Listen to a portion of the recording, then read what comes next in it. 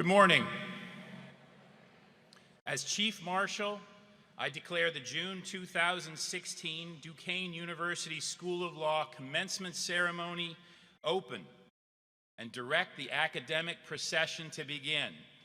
Will the audience please rise?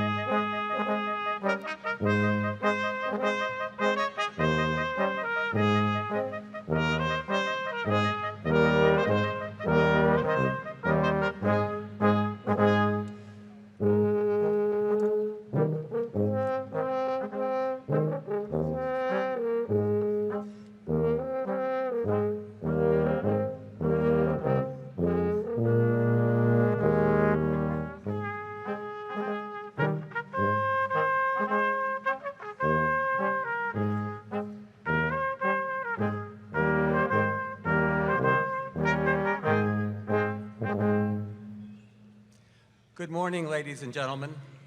I want to welcome all of you to the commencement exercise for the Duquesne University School of Law.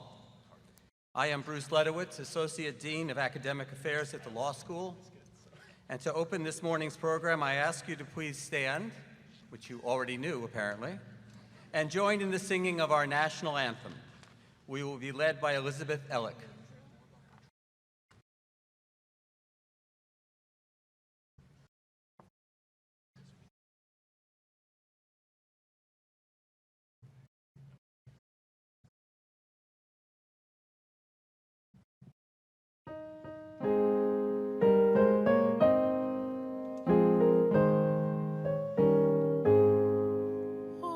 Say, can you see by the dawn's early light what so proudly we hailed at the twilight's last gleaming, whose broad stripes and bright stars through the perilous fight o'er the ramparts we watched were so gallantly streaming, and the rocket's red glare, the bombs bursting in air, gave proof through the night that our flag was still there. Oh, say does that star-spangled banner yet wave o'er the land of the free and the home of the brave?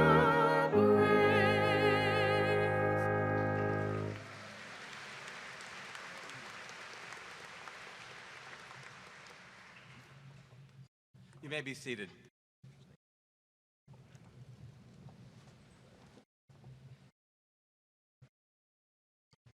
Thank you for joining us to celebrate a very special day in the lives of our graduates, their families, as well as this institution. I am pleased to announce that this morning, 124 graduates will receive the degree of Juris Doctor, and one graduate will receive the LLM for Foreign Lawyers degree. To begin this morning's ceremonies, I ask the Reverend Raymond French, Vice President of Mission and Identity of Duquesne University, to offer the invocation. Please rise.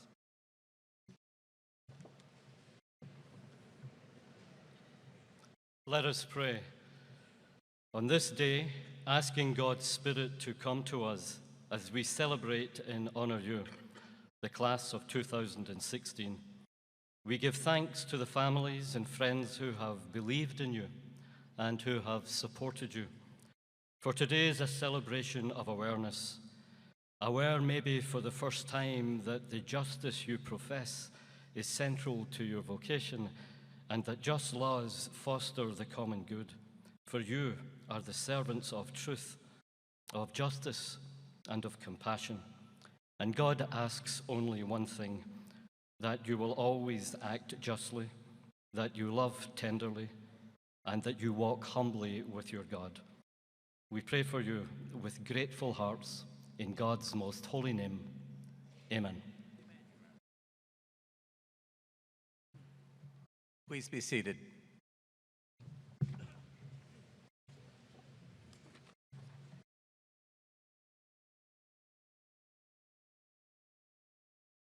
At this time, I am very pleased to introduce Mr. Adam Tragone, a member of the class of 2016, who will speak on behalf of the graduates.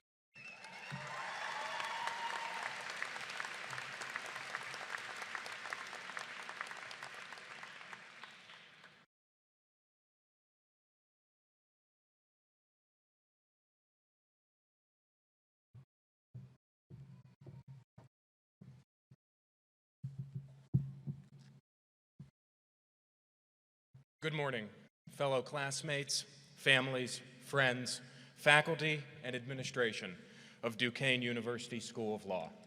I must thank my class, the class of 2016, for selecting me as their student speaker this year. I am deeply humbled and honored. First, I'd like to thank my parents, Frank and Darlene. Without their selfless attitude and sacrifice, I would not be standing here today. For my whole life, they have been instrumental in shaping who I was, who I became, and who I am today. I would also be remiss if I didn't say thank you to my grandparents, Harry and Mary Kay Hawes. Because of both that my parents worked for full time for the majority of my growing up, my grandparents helped me out and helped raise me.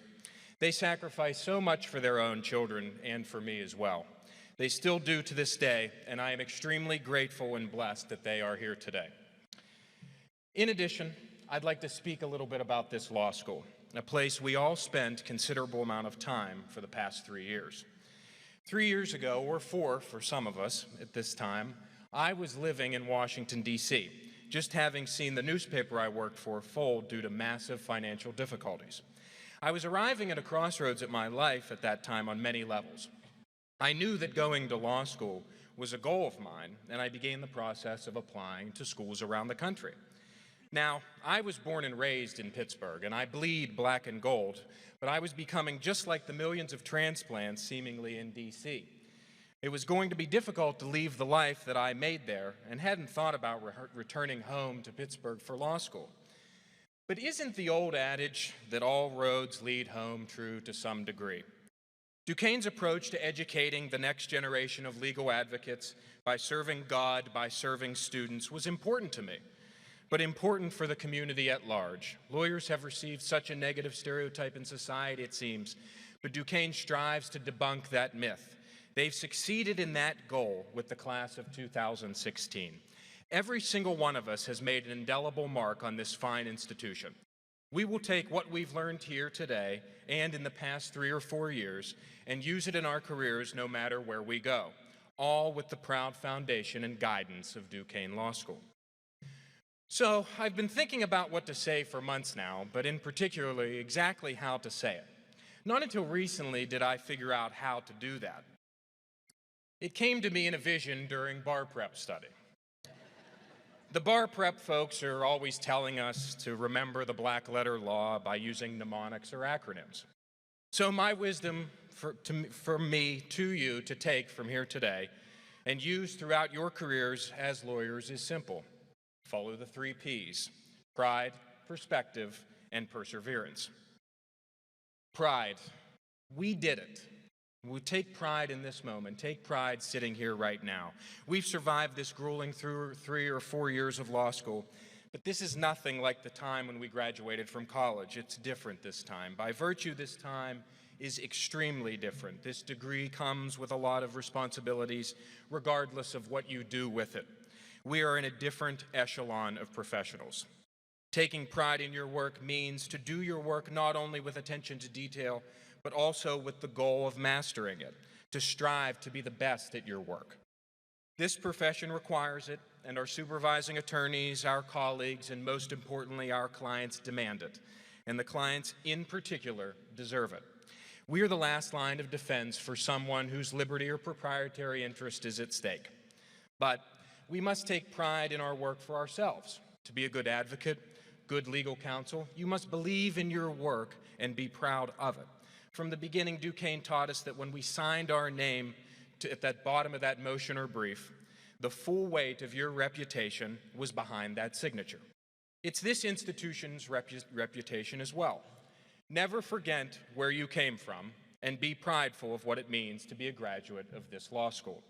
We are the next generation of Duquesne-trained lawyers, and it's our duty to maintain the integrity and legacy of Duquesne for the rest of our careers.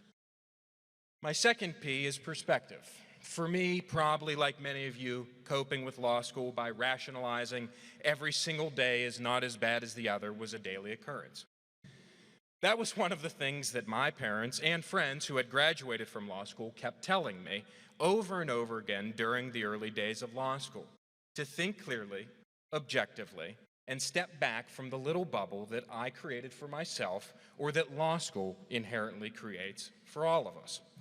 As we move forward today into our careers, it will be automatic that we delve right into our job, devote countless amounts of energy and time to the cases we have and the assignments our bosses give us, that we forget and lose sight of the bigger picture. Remaining balanced in both work and play will lead to a healthier life, a more efficient life, and a more fulfilling life. By staying balanced, we will be able to better serve our clients, firms, colleagues, and ultimately ourselves, because this profession can consume, be full of stress, and pose a high demand on people. My final P is perseverance. Perseverance is uniquely tied to perspective. We persevere because we have perspective, or we maintain perspective because we know how to persevere. The slogan we heard about law school was true. During first year, they scare you to death. During second year, they work you to death. And third year, they bore you to death. Sometimes it felt like we weren't getting anywhere when we would get grades back. It felt like we weren't doing it right. But the one thing that is unique to this profession of ours is that it's a lifelong profession. We will be learning the nuances of the law for the rest of our lives. Law school might not have taught us all of the law, but it certainly taught us how to be a problem solver, an advocate, a proponent, a champion, a fighter. And fighting is something that we all have done for not just 3 or 4 years, but we've been fighting and persevering for a lot longer than that. We're all A-type personalities, perfectionists. We don't sleep until we've done it right and perfect. We wouldn't be sitting in this gymnasium today if we didn't push ourselves, drive ourselves, take our punches, and get right back up and keep fighting. We thought the daunting uphill climb that was law school was going to break us, but it didn't. It made us. In college, I was fortunate to take a class from former state rep Sam Hayes, someone that Governor Ridge knows very well. Hayes was the consummate public official who lived through the decades of political battles in Harrisburg. His wisdom from those battles spilled over into the classroom in short catchphrases that were memorable. When talking about the political process in Washington or Harrisburg and the seeming never-ending gridlock that goes on there, he would always say, "Progress is incremental." That simple phrase rings true and applies to all of us as we step forward. Life is never going to be giving everything we want in one fell swoop or in one bite of the apple.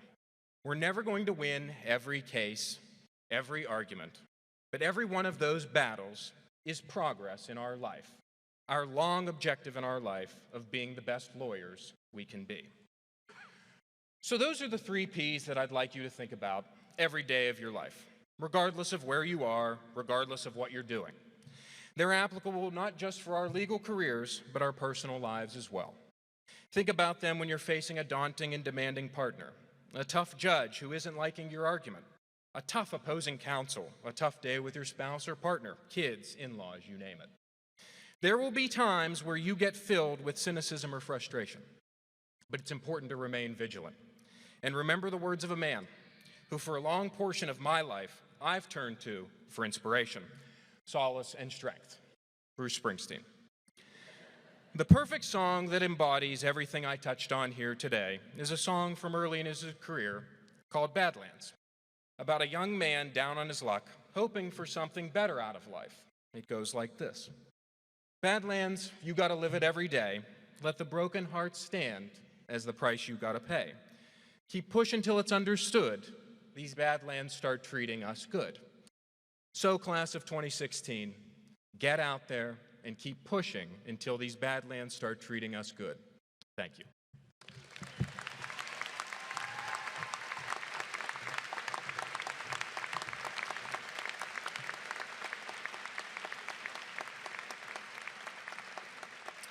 It is now my pleasure to introduce the Interim Dean of the Law School, Nancy Perkins.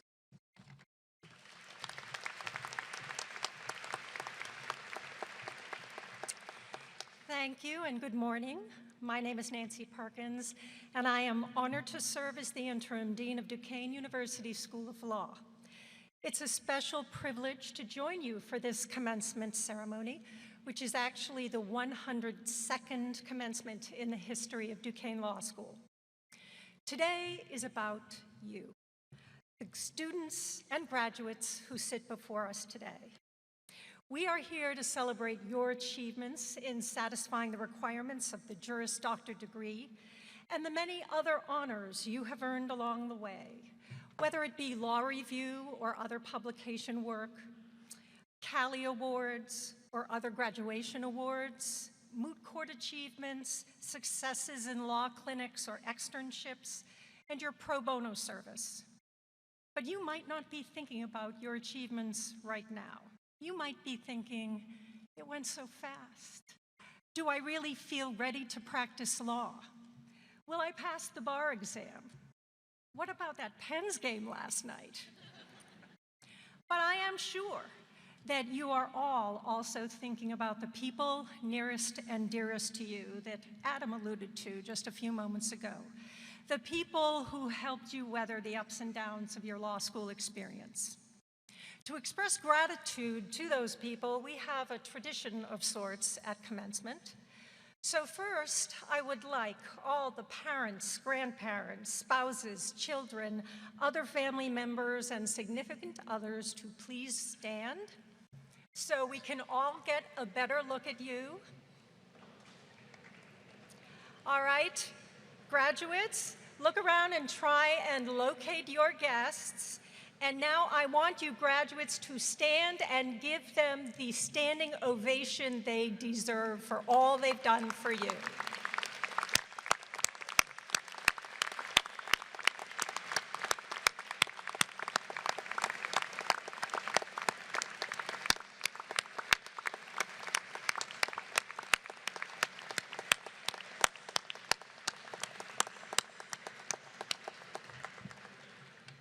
This is, after all, a happy occasion. This is one of the happiest ceremonies you will ever be part of, and we want everyone to savor it. Now we have another show of appreciation. It's the law school faculty and the university administration. The administration is represented here today by Dr. Timothy Austin, Provost, and Father Ray French. I would ask you in joining me in thanking all of these individuals who are on the stage today for the support and wisdom they have imparted to you. So if the people could rise here, faculty, administration, and let's give them a hand for the years of work they have done.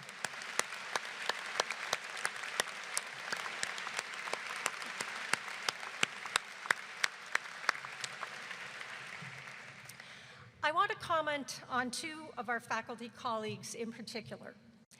Dean Emeritus Nick Caffardi and Professor Emeritus Robert Barker. After providing the law school with several decades of teaching, service, and scholarship, they are retiring from the full-time faculty after this year.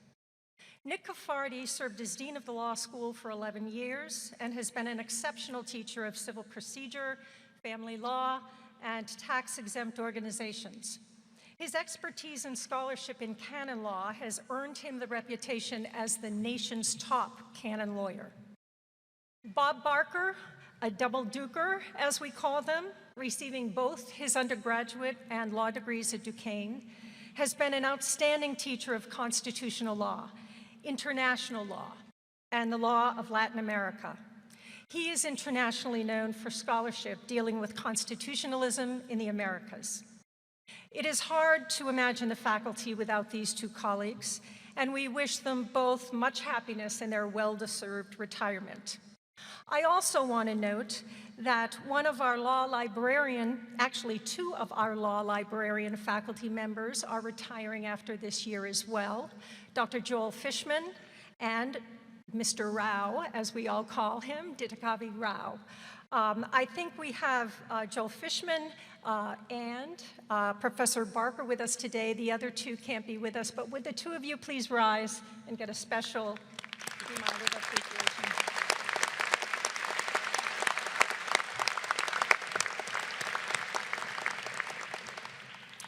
Five years ago, Chancellor John E. Murray Jr.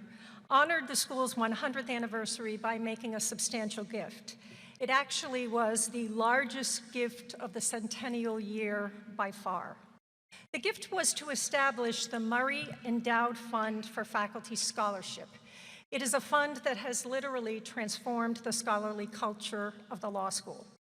The fund has allowed us to bestow gifts on nationally acclaimed legal scholars who have visited the law school and enriched us all.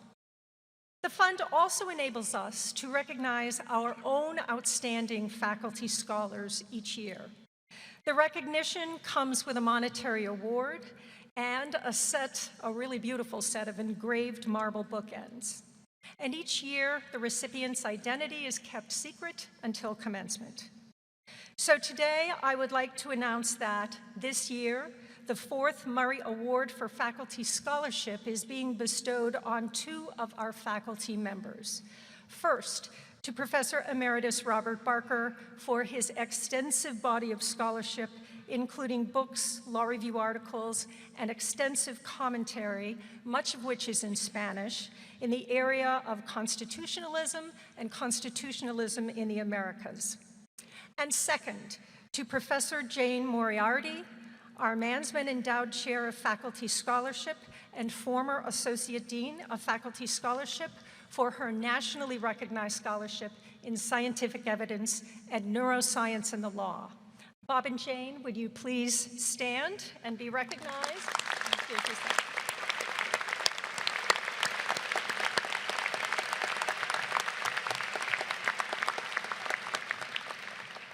Finally, the Murray Fund also allows us to recognize outstanding student scholarship with an award that carries a cash prize and a plaque to recognize the attainment of the highest level of excellence in scholarly achievement during law school.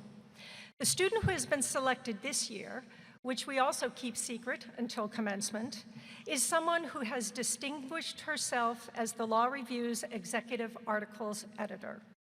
She is also a double Duker, the recipient of numerous awards for academic excellence, and is author of an impressive law review article that appeared in volume 54 of the Duquesne Law Review, dealing with the applicability of the federal extender statute to state statutes of repose.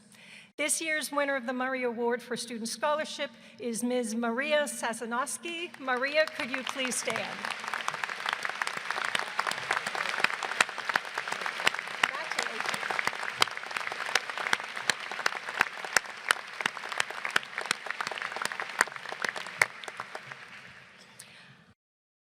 I have had the pleasure of teaching many of you, and as interim dean, I've had the pleasure of meeting a lot more of you over the past semester.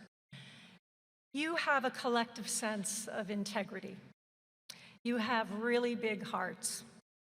You are eager to make meaningful contributions to the legal profession, a profession that both defines and preserves our American system of justice. I can't imagine a better class to be walking across the stage today in this commencement exercise to represent Duquesne Law School in the professional world as leaders of the bench, the bar, and of our society for years to come. I now want to turn things over and introduce to you someone who you know quite well, the former dean of the law school and the president-elect of Duquesne University, Ken Gormley. He is going to announce or introduce our commencement speaker. Thank you.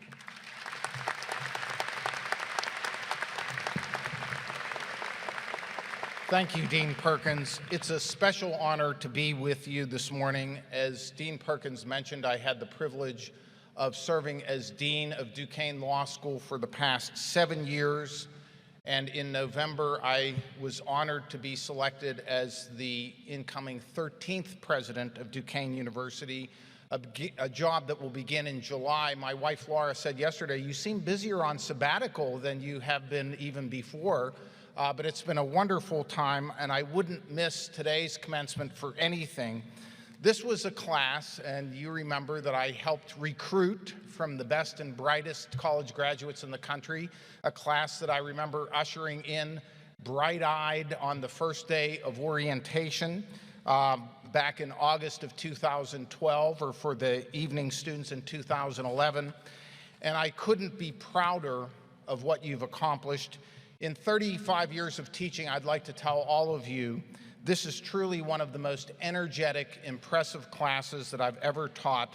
So all of your family members, your friends who are here today should be really proud. And I agree with Dean Perkins that I believe this class is destined to be leaders of the bench, the bar, and our democratic system of laws and justice in the years ahead, which leads me to our commencement speaker today. First, I want to mention we have 2 former governors with us on the stage. I think that's a first ever for law school commencements.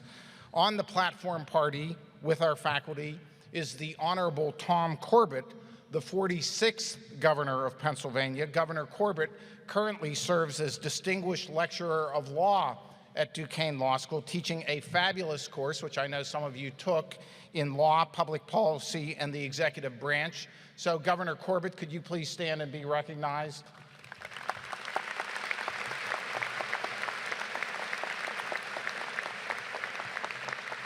Now, our second former governor, the 43rd governor of Pennsylvania, is our commencement speaker today, someone who needs no introduction. The Honorable Tom Ridge has been a leading figure in American public life for over 3 decades, a hometown success story. He was born right here in the Monongahela River Valley in Munhall, and then grew up in Veterans Public Housing in Erie. Governor Ridge graduated from Harvard College with honors, attended Dickinson Law School in Carlisle, PA, but was called to serve his country in Vietnam, where he served as a U.S. Army Staff Sergeant who faced combat, earned a Bronze Star for Valor, the Cross of Gallantry, and other recognitions for bravery. After completing his law degree at Dickinson, he entered the private practice of law, was an assistant district attorney in Erie, and was elected to the U.S. House of Representatives 21st District, where he served with distinction for 12 years before being elected governor of Pennsylvania in 1994. And then in 1998, he won re-election for a second term, establishing a record as one of the most innovative, popular, and successful governors in the nation. As most of you know, in the aftermath of 9/11, the attacks of 9/11 with the creation of the Department of Homeland Security, Governor Ridge was tapped by President George W. Bush to serve as the first secretary of that department in U.S. history. In that cabinet-level position, he pulled together 22 domestic agencies, collaborated with governments across the globe to create an unprecedented department to protect the United States from terrorist threats inside and outside our borders. Our distinguished speaker not only succeeded in this Herculean task, but he did so with remarkable focus, dedication, vision, and patriotic commitment to the same democratic republic that he had fought for as a soldier, as a young man in Vietnam, but this time on a staggering scale, which encompassed every citizen of this nation under his watch.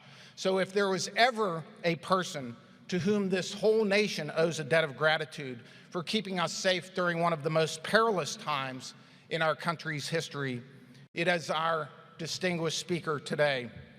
Today, he's chairman of Ridge Global, a consulting firm that works on cybersecurity, international security, other high-level issues for companies and governance around the globe.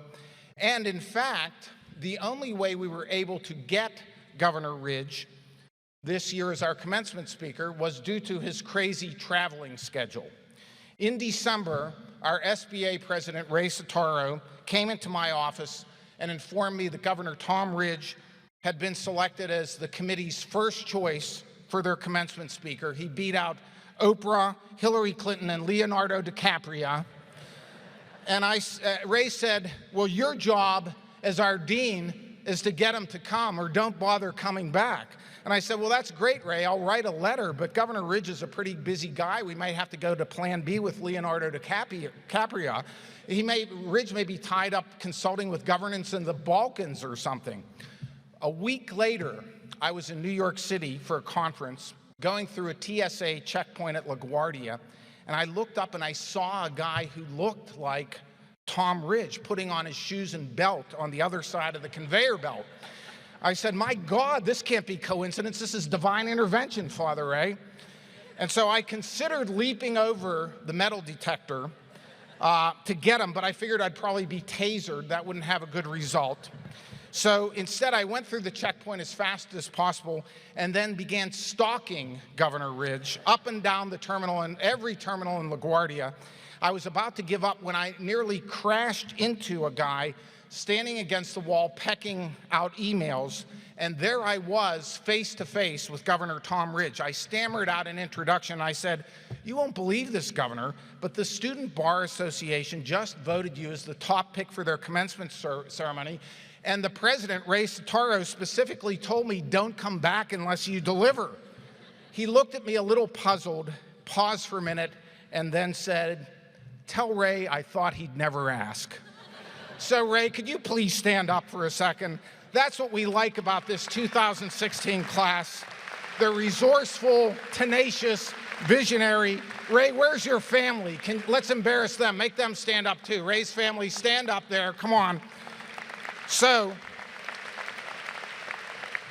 speaking of the best, ladies and gentlemen, it is my distinct honor to introduce a great American lawyer, statesman, public servant, our 2016 commencement speaker, who started from humble beginnings here in the Mon Valley and went on to become one of the leading figures in modern America, the Honorable Tom Ridge.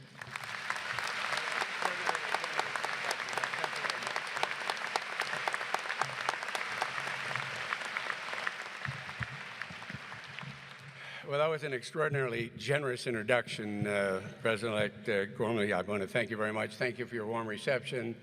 And listen, if I'm number 4 on the list, I got it. I got it. I'm happy to be here, regardless of the pecking order. I'm glad to join you. I'm very happy to join you. I'm not a little disappointed I got to follow Adam. I think you already had your commencement address. Adam, great job. Great job. You'd be commended. You'd be commended. Dean Perkins, great pleasure to be in your company, distinguished faculty, father, family, and friends, most importantly, the class of 2016. Thanks for inviting me to your celebration. This is a big day. I was telling the provost as I looked across at the class, things have changed for the better in so many ways. When I graduated eons ago, there were 5 women in the graduating class. The legal profession is smarter now. There are a lot more women there. Ladies and gentlemen, it's a great pleasure to be in your company.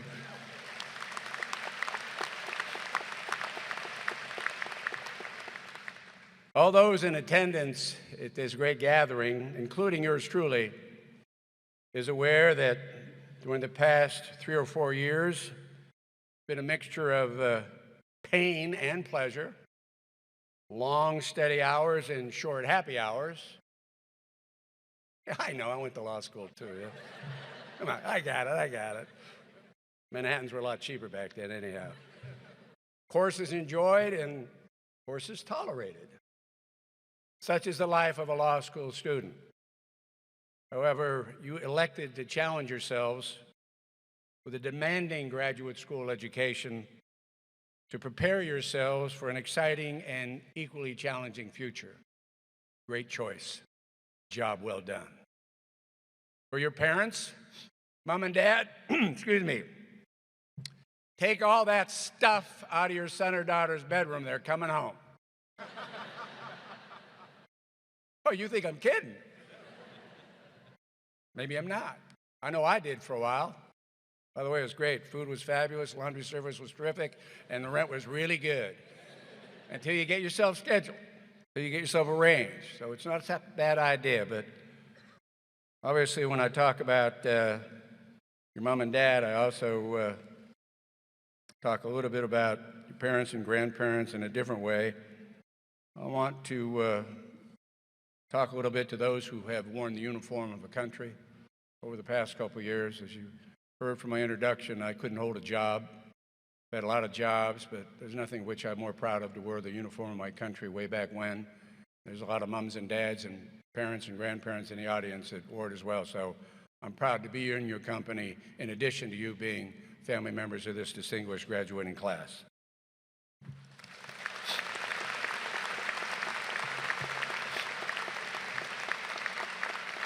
And to all the students, you're going to be members of the Alumni Association. They'll probably send you an appeal as soon as you graduate, but that's okay. Honor it, by the way, honor it. During the past couple of years, you probably asked yourself, where did those years go? It's about the time you look back, I'm sure you have, when total strangers became friends. In this town, black and gold became your favorite colors. Snowstorms, power outages were a source of frustration, maybe a little fun. Moot court, clinics, legal briefs, summer internships, all became part of your Duquesne Law School experience, all providing rather incredible memories. And I do hope most of them were positive. As you know, I've spent most of my life in public service. I guess you could say I probably couldn't help it. Perhaps I should begin by saying, my name's Tom, and I'm a recovering public servant. But let me tell you, you never forget where you started. Frank, I'm still proud of my roots of being in the Mon Valley, Steel Valley.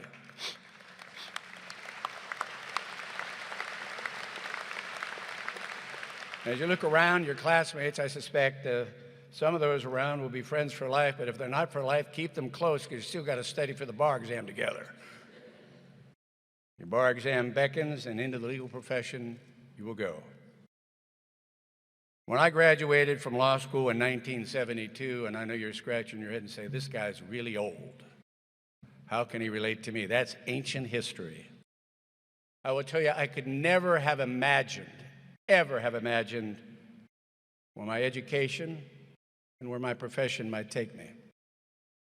But I will assure you of this, along every path I traveled, within every opportunity I was given, particularly after my 10 years as a practitioner, as a proud lawyer and a member of the Pennsylvania Bar Association, I was able to draw on that legal experience.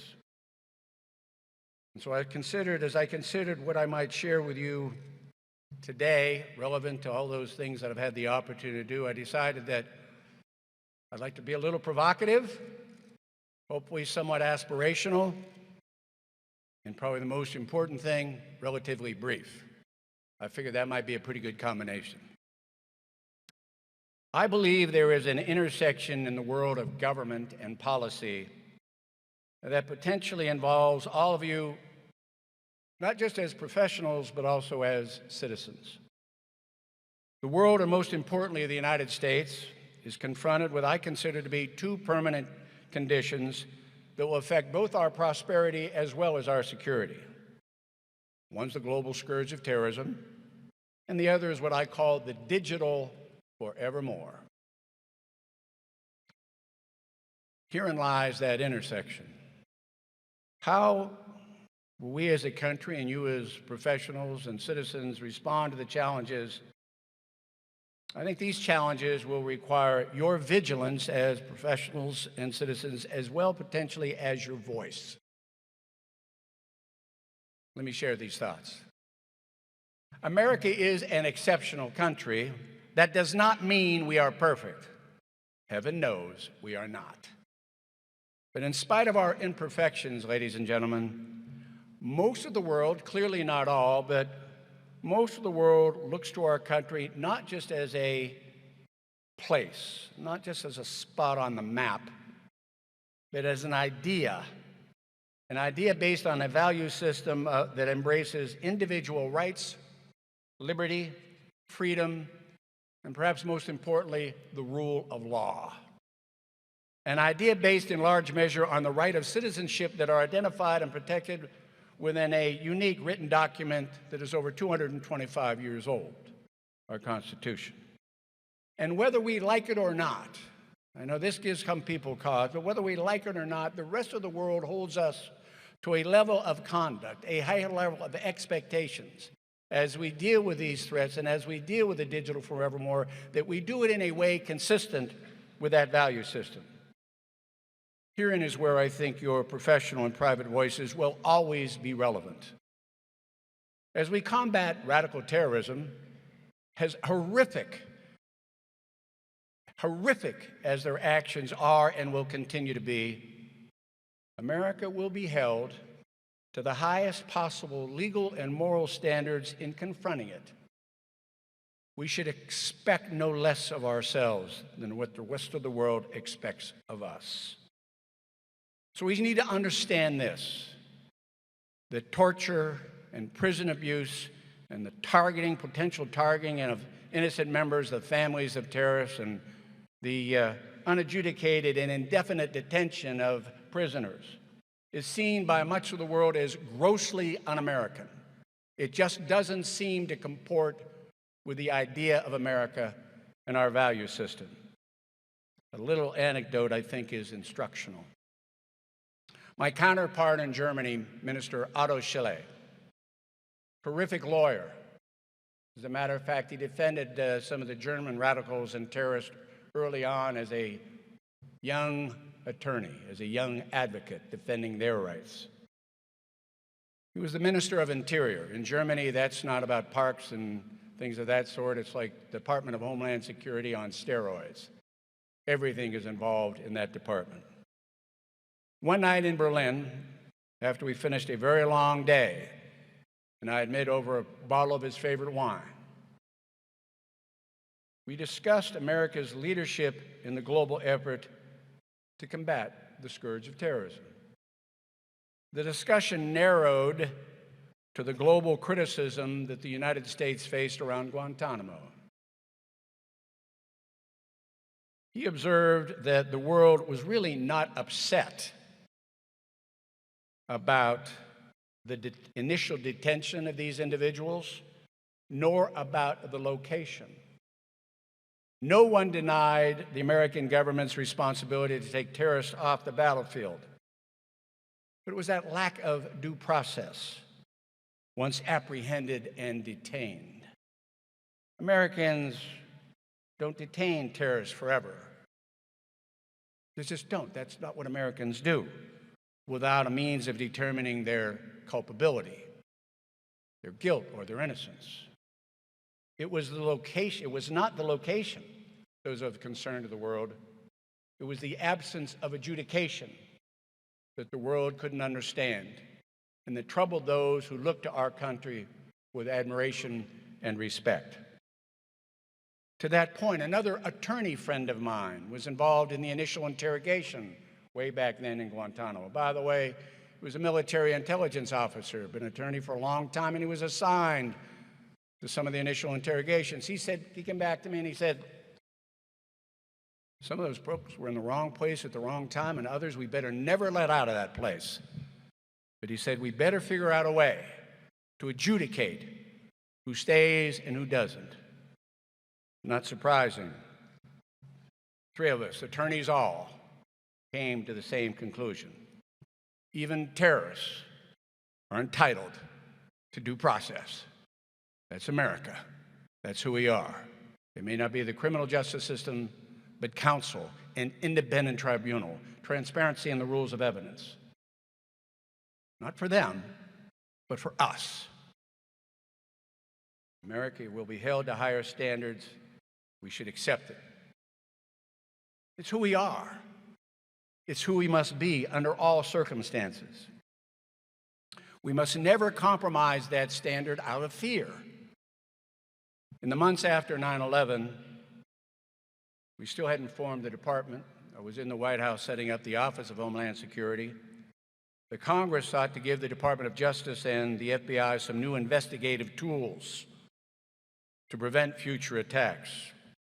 If I remember the debate, you may not remember it, around something called the Patriot Act, which you probably studied. Several people, I remember well, I could close my eyes and see them in these public forums, decent, law-abiding, wonderful American citizens, told me they had no problem, they had no objection to the government listening into their phone conversations because they had nothing to hide. I replied respectfully, you certainly have nothing to hide, but you have everything to lose if fear results in your surrendering of the liberties and freedoms that people have fought for centuries. Fast forward 15 years. The national imperative to provide safety and security in the digital world now overlap, and they pose another set of rather unique challenges. In the era of big data and the Internet of everything, there is more information about you and yours scattered all over the public domain than you can possibly imagine. Everything is online. We are and will be connected at all times to everybody and everything. It is the digital forevermore. Smartphones, grids, cars, wearables technology has evolved into digestible technology. We are connected. The amount of information grows at warp speed, and computing power seems to grow even faster. But as many have observed, the revolution is not about the computing power or the machines. The revolution is the amount of data and how it is used. We know data analysis has almost limitless potential for good. its potential misuse is where I ask you to stay focused, not only as attorneys, but as citizens. I'm in front of lawyers to be, so permit a sidebar. I'm not all that comfortable, it may have something to do with my age, but I'm still not all that comfortable with how the private sector sells your data. Sometimes that consent is in the small print that you never bothered reading, and how it uses predictive analytics to market and drive consumption and behavior. That's the world of big data and its use. That's another conversation. More importantly, I ask you, how much access to all this data do you think your government should have?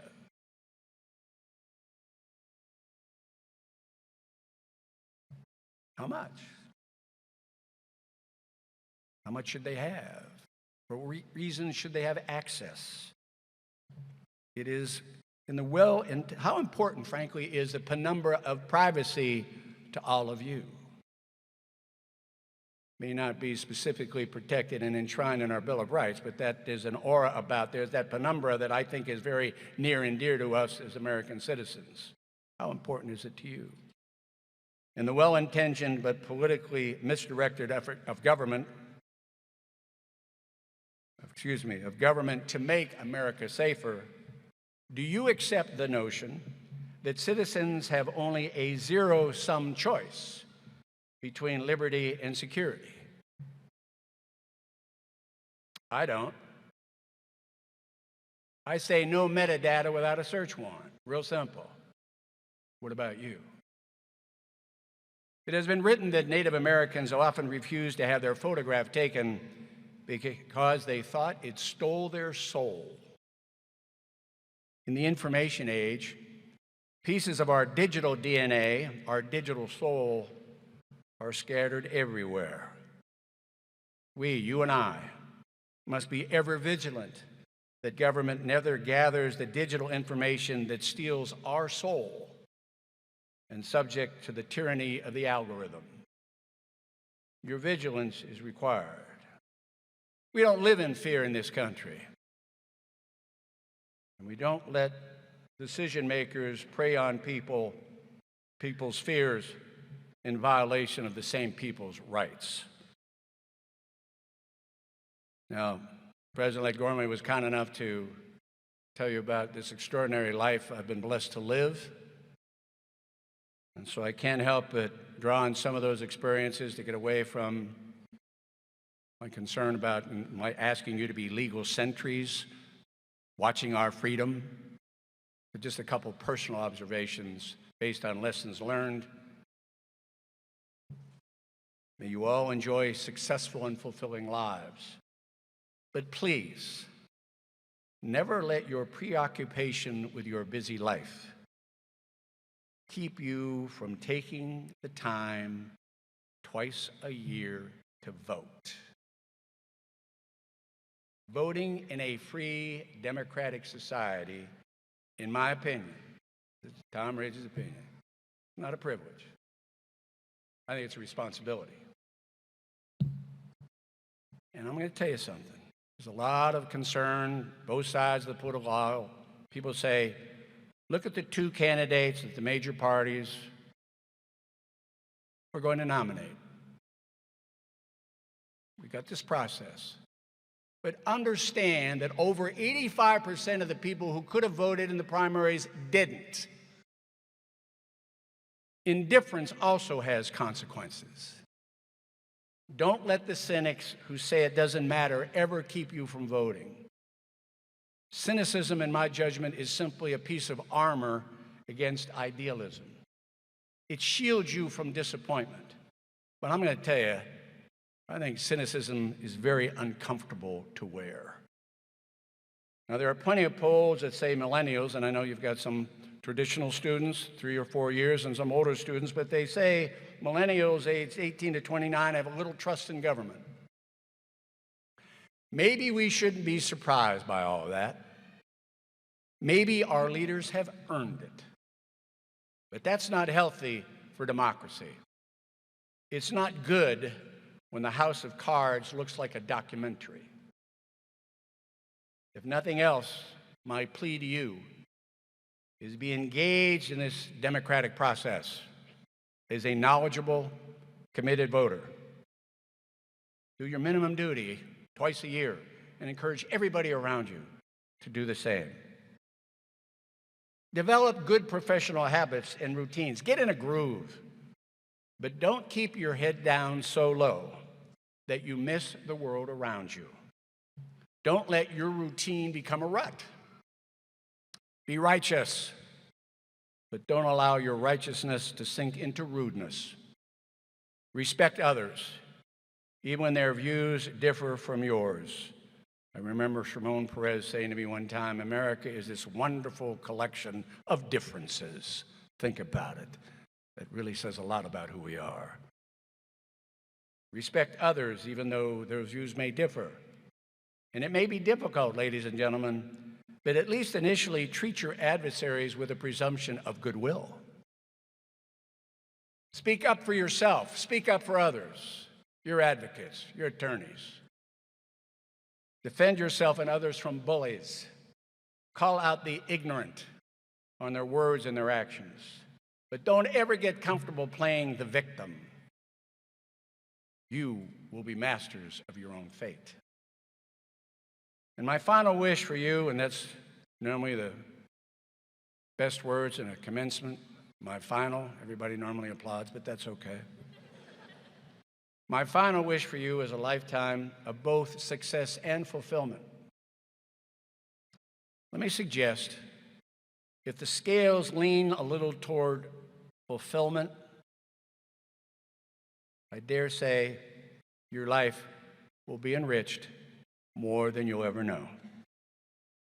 The case is won, the accolades of your peers, the house, the car, the vacation. Worldly measures are important, and I do believe you will be successful. But there's also an internal clock and an internal measure. It's intellectual and it's emotional. So take some of your time, your talent, and your experience, and be as good a spouse or parent as you can be. Be that coach, be that mentor, support that charitable or that faith-based organization. Make a difference in the lives of others. Many of you are already doing it with the clinics, and we'll do it in the future. It's not about feeling good. It's about doing good, and that makes you feel good. As Winston Churchill observed many years ago, you make a living by what you get. You make a life by what you give.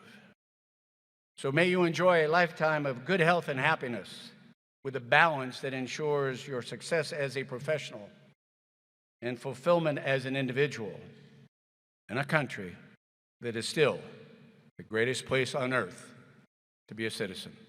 Congratulations, and God bless each and every one of you.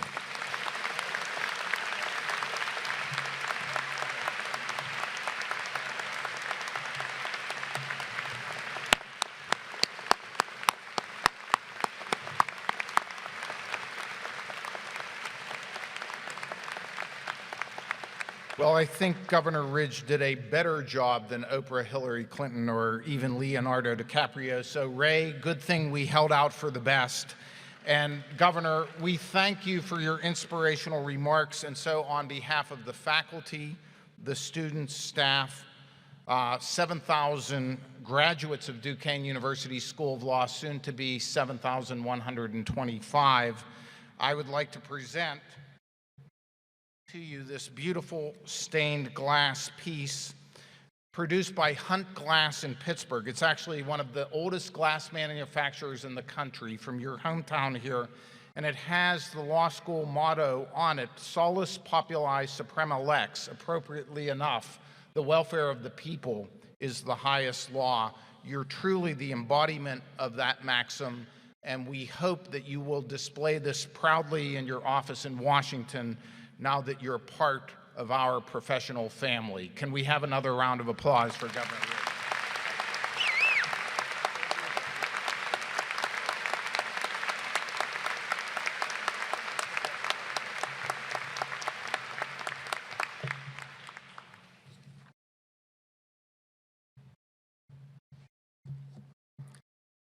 Commencement ceremonies are important occasions to come together, to reflect on our mission and goals, to remember happy and good times, and to celebrate accomplishments and excellence. For this reason, we take great pride in calling forward the law school's graduating students who have distinguished themselves through their academic achievements. It is to these women and men that we dedicate today's program. To begin the presentation of diplomas, I ask the Assistant Dean of Students, Ella Quiznek, to come forward and announce the graduating students of the law school. Dr. Timothy Austin, Provost and Vice President of Academic Affairs for the university, will assist in the presentation of diplomas.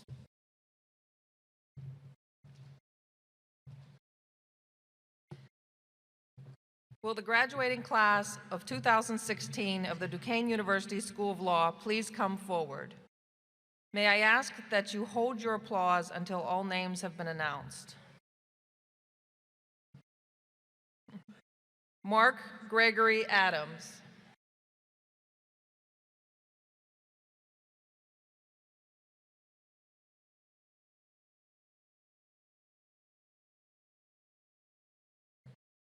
Jessica Lynn Altabelli.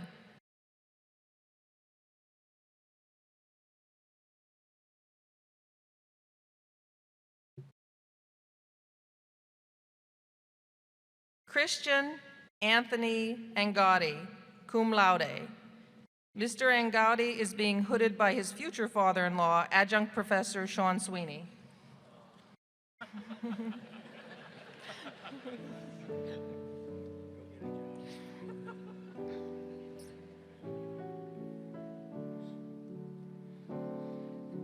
Ryan David Balbiers.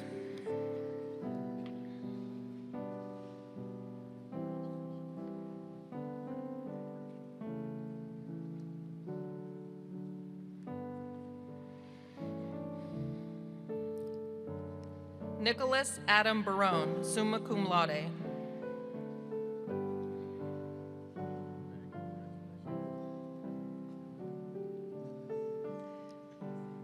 Amanda S. Barr.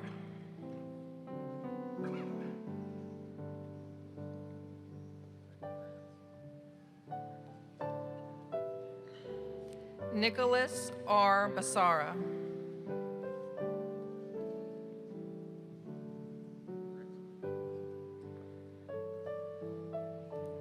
Connor Allen Batten.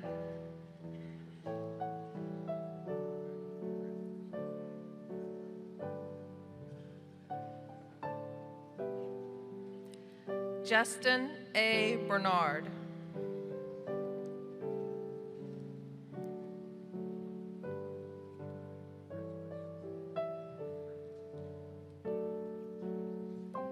Brendan Kenneth Birmingham.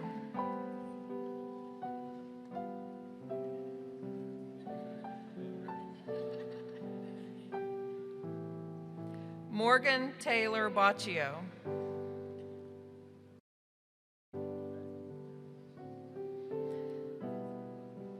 Cassandra D. Bodkin.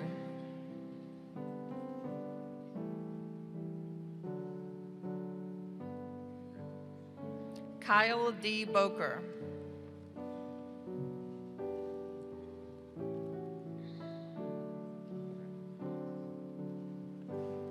Matthew John Bolowitz.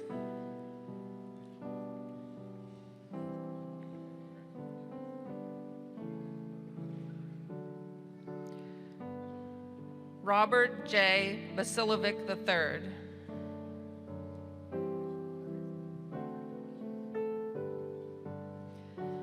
Rebecca Lee Canterbury.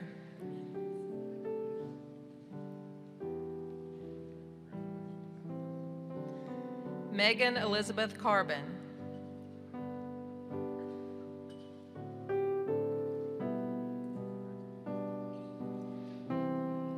Joseph Caulfield.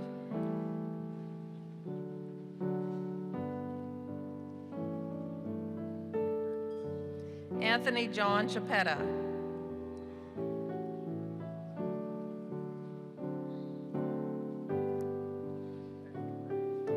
Tambria May Chinchor.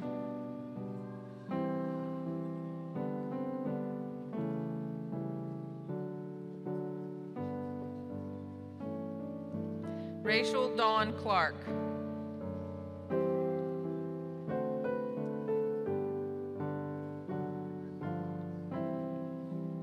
James A. Clayton.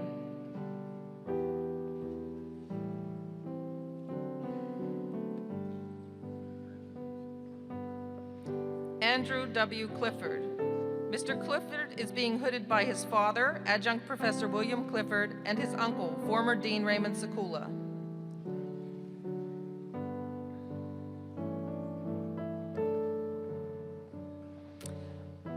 Thomas Francis Koki, magna cum laude.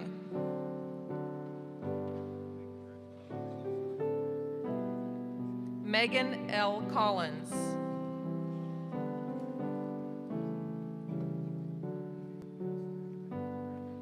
Curtis M. Corson, Jr.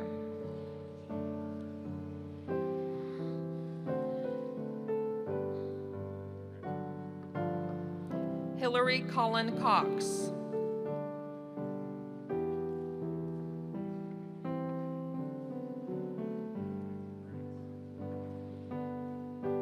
Anna Marie Danilo, cum laude.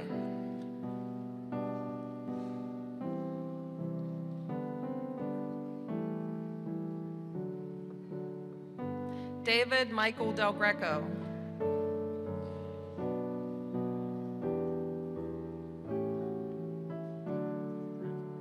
Jillian Marie DeNicola, cum laude.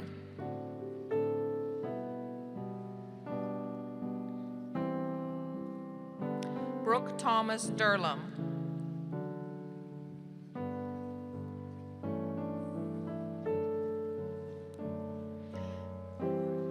Robert J. Dobkin.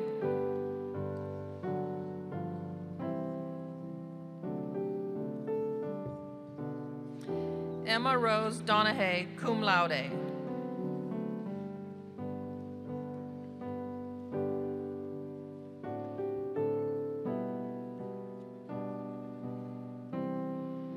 Danielle Marie Donovan.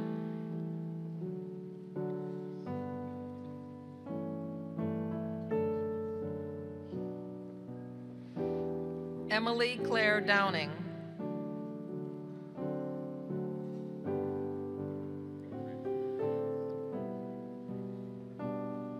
Christina Marie Dubosky.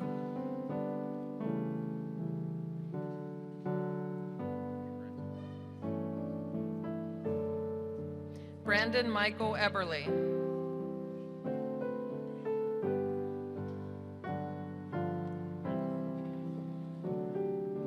Alyssa R. Fedorov, cum laude.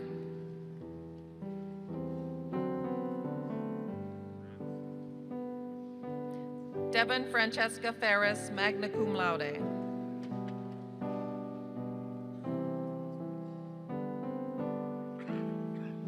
Christine Ann Grega.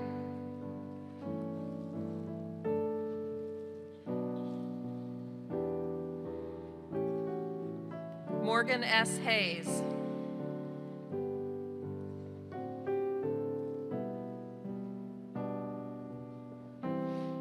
Elizabeth Rather Healy.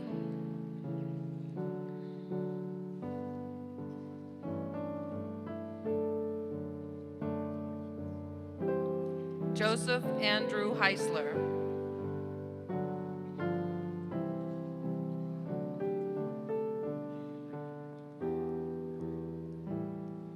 Courtney Chandler Hauer.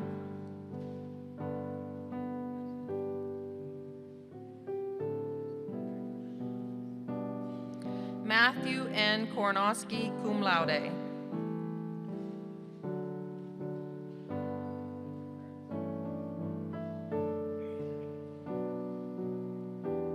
Allison Kowaleski.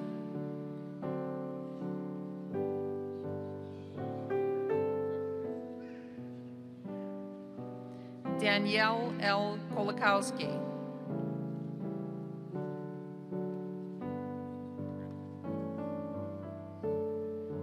Vincent James Kravitz.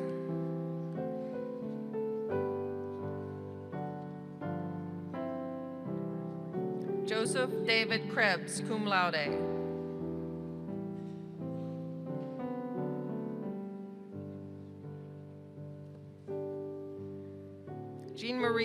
Larkin.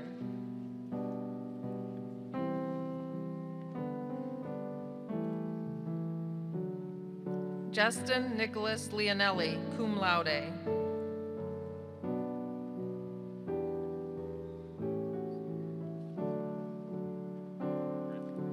Marcus A. Lipinski.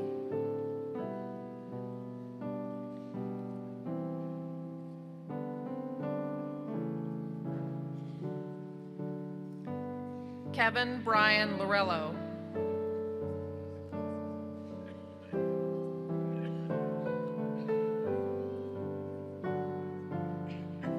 Cynthia Valerie Los.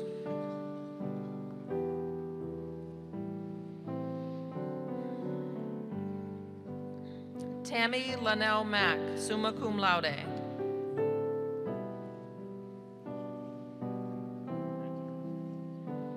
Zane Aubrey Madden, magna cum laude.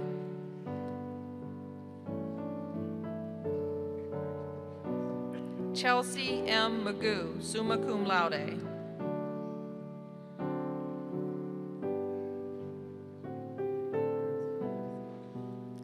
Valerie Anna Mahoney.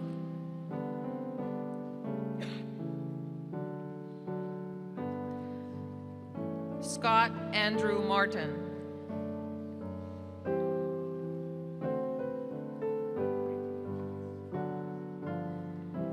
Nina Martinelli.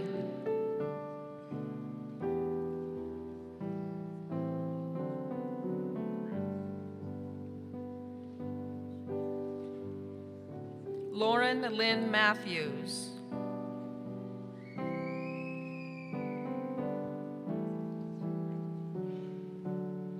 Quinn Anthony McCall.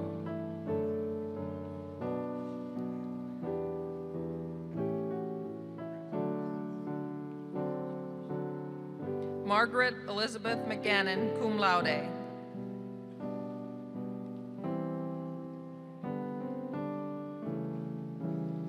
Cheyenne Brooke McGovern.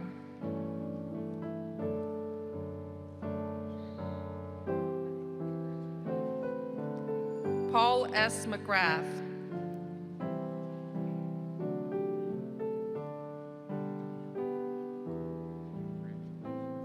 Nicholas Salvatore Joseph Millardo.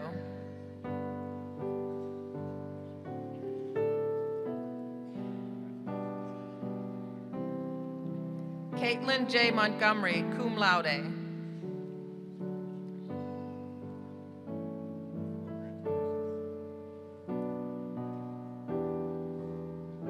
Sarah Elizabeth Morrison.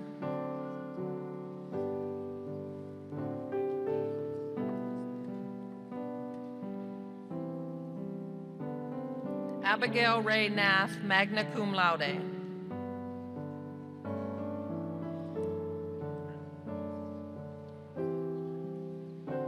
Kevin Newmar.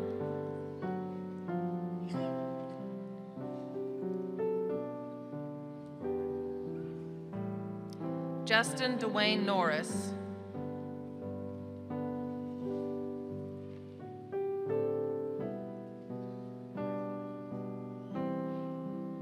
Anthony J. Owen.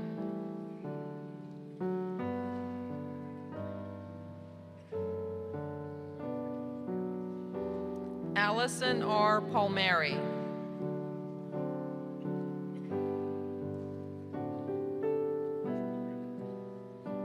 Danielle Marie Parks.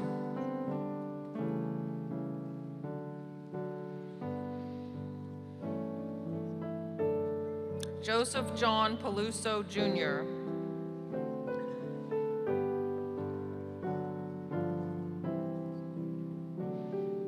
Anna Lisa Petrella.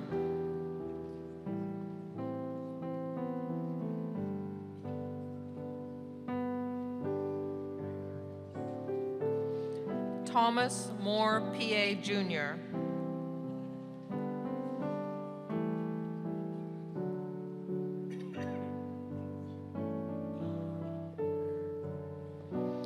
Alexandria Marie Popovanek, cum laude.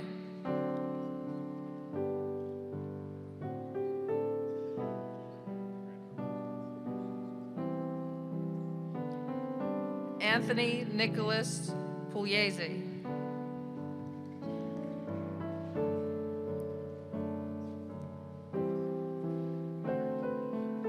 Christopher C. Quinn.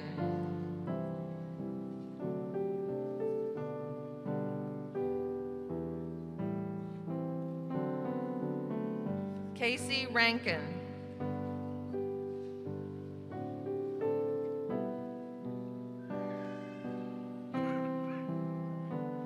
Alexander Christopher Redding.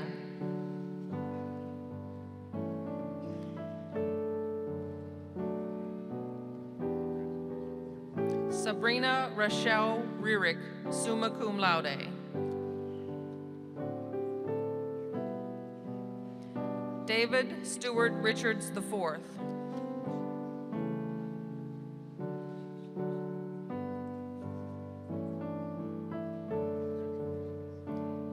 Meredith Joanne Rosati, summa cum laude.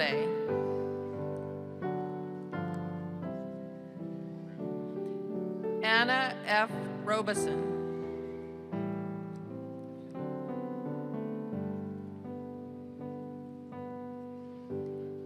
Eric Benjamin Rudell.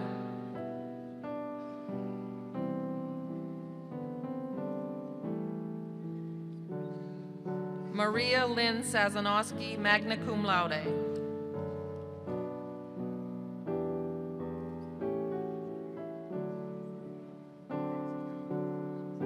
Alexis Catherine Shamming.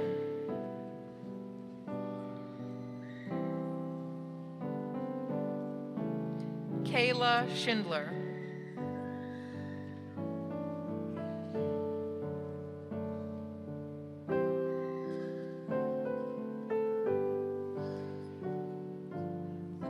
Emily Elizabeth Seelman, cum laude.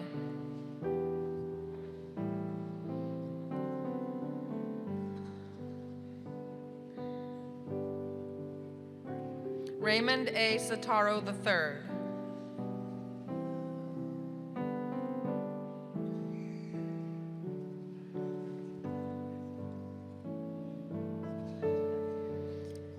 Tyler S. Setkavich.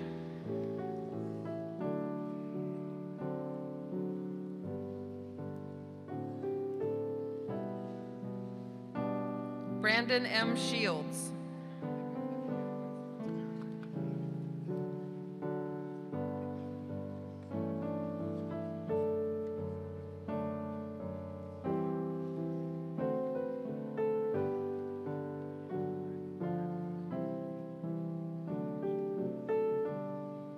Joseph Silko.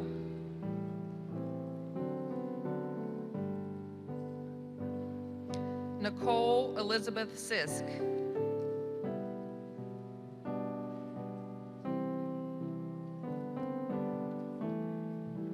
Rhoda Ann Rupel Smith.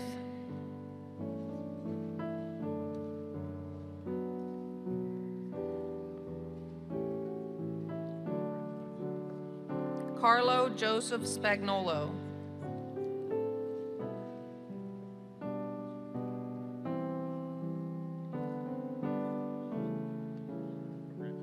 Brandon Scott Sprecher, magna cum laude.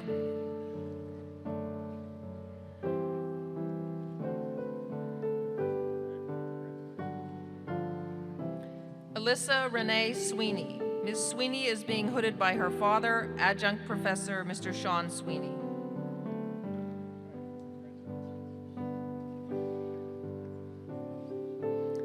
Samantha C. Tamburo.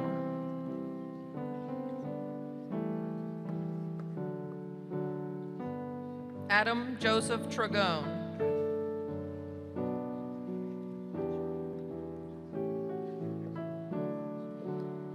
Elizabeth Ann Tuttle, cum laude.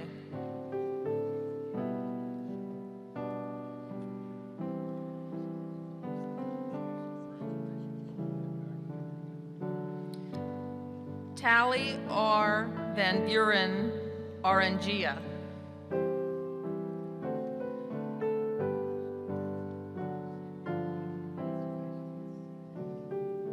Catherine Ann Vandeveer.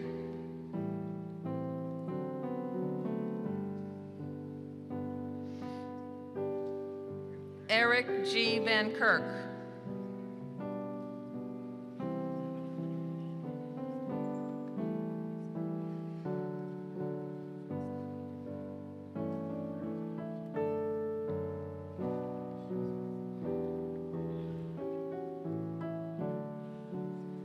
Erica Lynn Vasquez.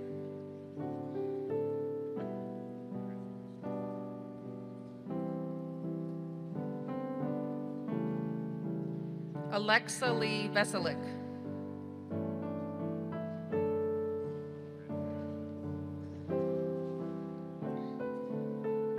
Noah James Wallstrom.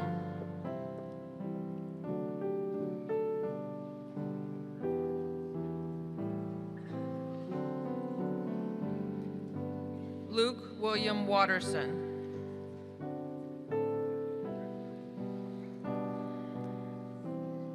Hillary M. Weaver, summa cum laude.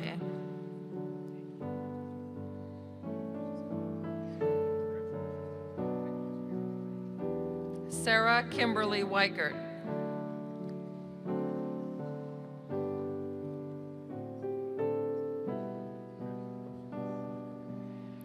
Jonathan Russell Williams.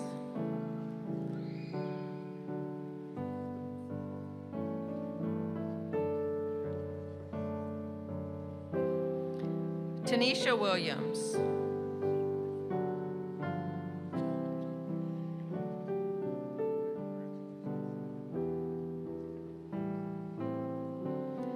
Leah Marie Wilson.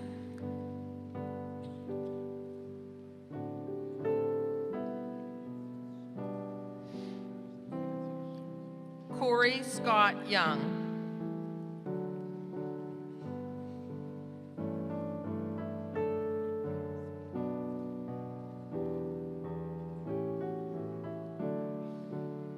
Matthew David Zagorski.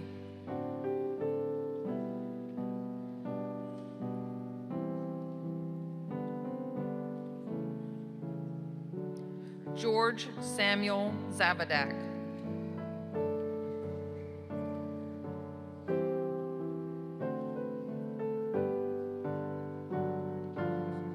Chloe Christine Zidian.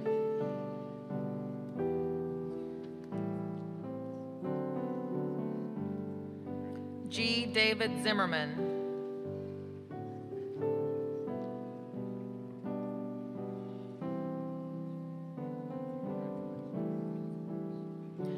J. Christopher Zozula.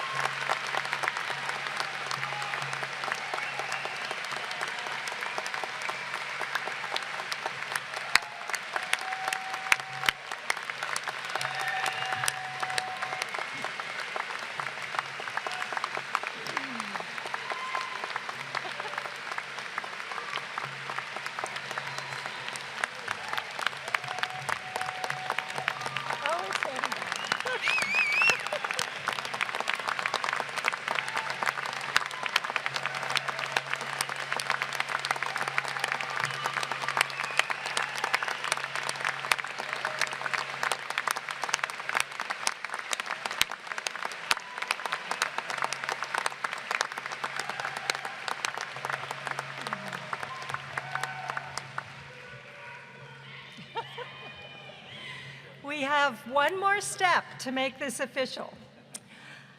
As the interim dean of Duquesne University School of Law, and on behalf of the law school faculty, I present to Dr. Timothy Austin, Provost and Vice President of Duquesne University, these students who have completed their academic curricula and are entitled to recognition. Dr. Austin, please confer on them the degrees they have earned.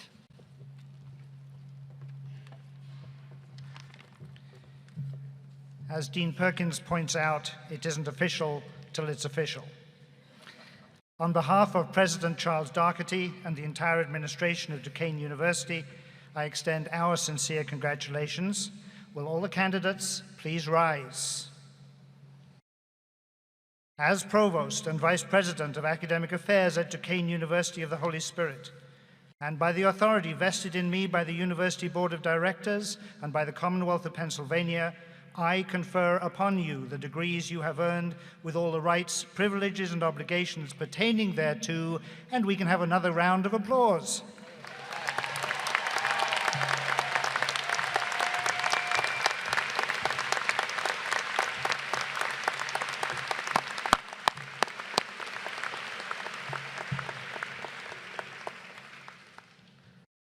You may be seated.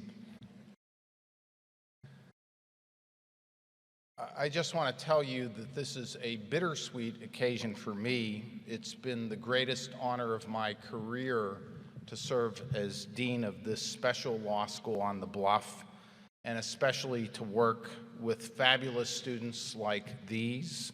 That's what I'm going to miss most in my new job that begins July 1st. But I will always be thankful for that experience and for everything I've learned from all of you, all of my students from the past 22 years teaching at the law school. But mostly what I want to say to you as graduates now is that you are receiving two things of value today. And I really believe they're among the most precious things in the world. One of them is your diploma from Duquesne University School of Law, and that, as Governor Ridge said, is going to allow you to serve others and make meaningful contributions for the rest of your lives. Nothing more valuable in many ways than that. But the other thing is this group of lifelong friends and colleagues that you've made during your time here. I don't know how many of you remember the little speech I gave you on orientation day in that first August, but I told you that the friendships and relationships you'd make at Duquesne would be among the most valuable pieces of this experience, and the key to all good things, whatever those good things are that will come your way as you embark on your career. And there are lots of exciting things ahead. We don't know exactly what they are, but they are exciting things ahead. I hope that you will push yourselves to stay in touch, remain as close as you can, even as life gets busy. First of all, obviously, with your professors, with all of the folks at the law school in that building who have helped you over the years, we're still always going to be there for you. But even more importantly, I really want you to take a look at all of the people in these 6 rows who just walked across the stage with you, and remember that you have a special bond with them for life. I really can't stress it enough, and all of us who've been through this know that those relationships are worth their weight in gold. There really isn't any substitute in life for having people you can trust completely, and your family and friends who are here today, they're number one in that category. But your classmates now occupy a place in that special orbit too. So 35 years from now, you want to be there for each other. You want to be there showing support when one of you here is appointed to the state Supreme Court, or becomes a managing partner of a big law firm, or becomes a governor of a state or a member of the president's cabinet, like our distinguished speaker today, like Governor Corbett. Those things are going to happen. We're really proud of you more than you know, and I really want you to celebrate each other's accomplishments and successes after you walk out of the Palumbo Center here today and begin your own career, because you are truly now carrying out Duquesne's mission of serving God by serving its students so that you can then serve others.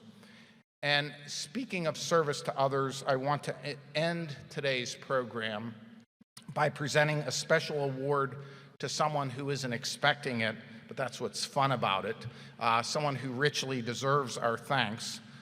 Interim Dean Nancy Perkins had just finished a stint, a 5-year stint as my associate academic dean, doing a fabulous job, returned to the calm of her faculty office on the 3rd floor, and many of you had her for property or whatever.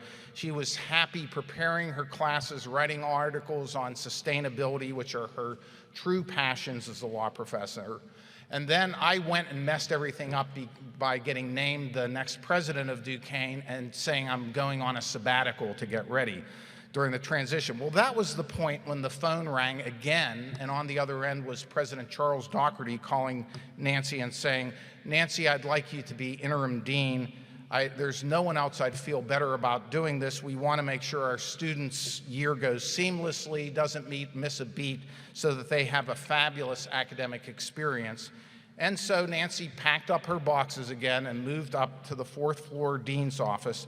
And for the entire semester, everyone on this stage knows and all of you know, she has handled this position with grace, integrity, and a deep commitment, which is the hallmark of Duquesne University School of Law, of really placing our students first in every decision that was made in that office. So,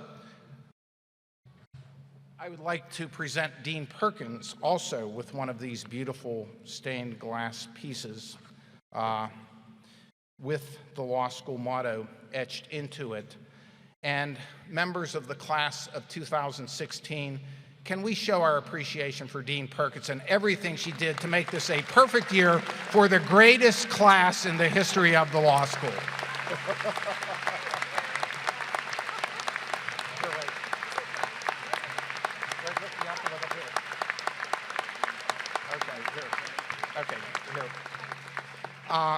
And as the late Chancellor John E. Murray always said at this stage of the ceremony, to conclude the commencement ceremonies, and many of you I know had Chancellor Murray in class, we still miss him very much. We know that he is looking down on all of you today, and he would say, God bless each of you, and God bless your families who brought you to this remarkable day and this remarkable achievement.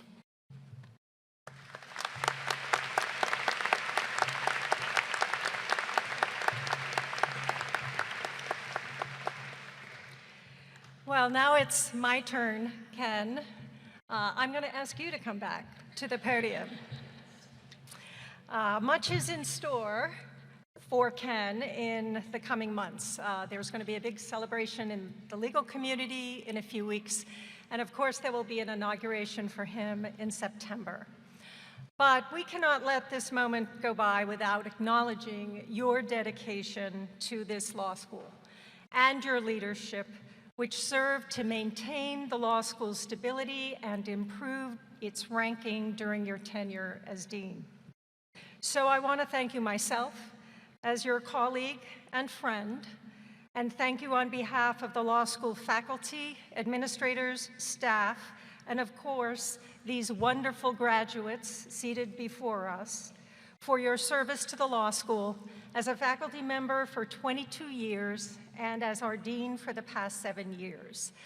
We have a commemorative vase to present to you. I'll let Richard hand it off. And the inscription on the vase reads, "On behalf of the thousands of law students we have taught, with deep gratitude for your many years of dedicated and selfless service to the law students of Duquesne University." Presented to Ken Gormley, President-elect and Professor of Law, June 5, 2016, living the mission of serving God by serving students. So thank you.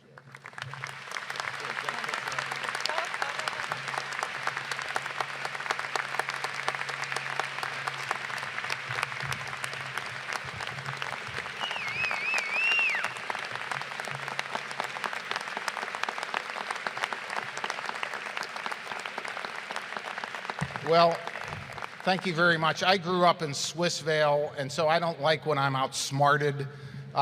So this was a total surprise, and I just want to say that this is dedicated to the class of 2016. Thank you all very much.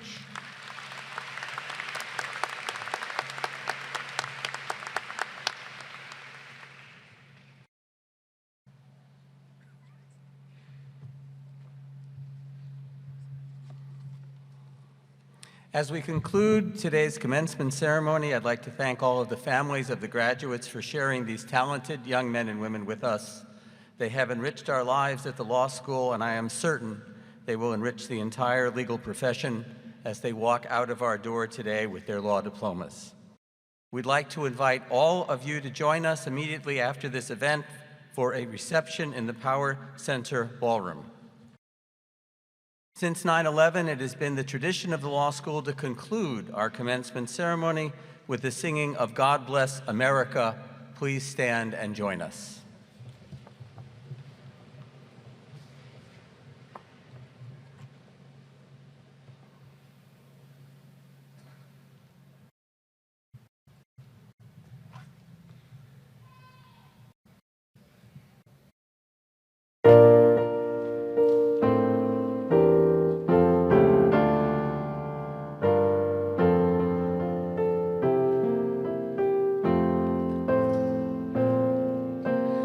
God bless America, land that I love. Stand beside her and guide her through the night with the light from above, from the mountains to the prairies, to the oceans white with foam. God bless America, my home, sweet home. God bless America, my home, sweet home.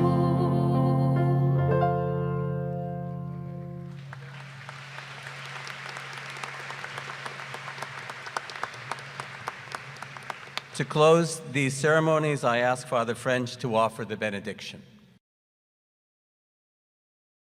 Let us pray. God, our loving Father, it is with grateful hearts that we begin the journey of letting go of what we have known and move with confidence to a new place and a new beginning.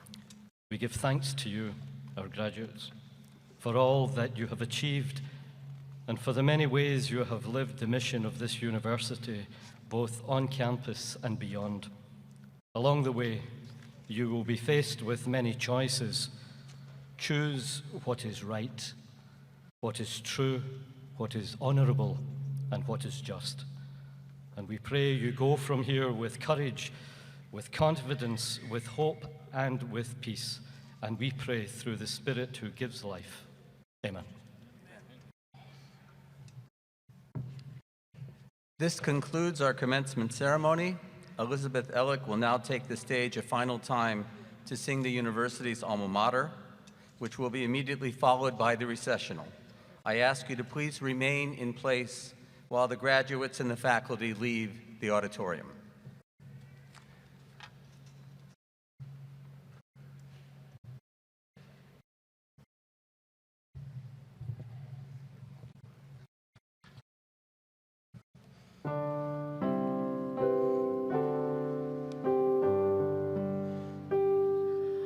Alma mater, old Duquesne, guide and friend of our youthful days.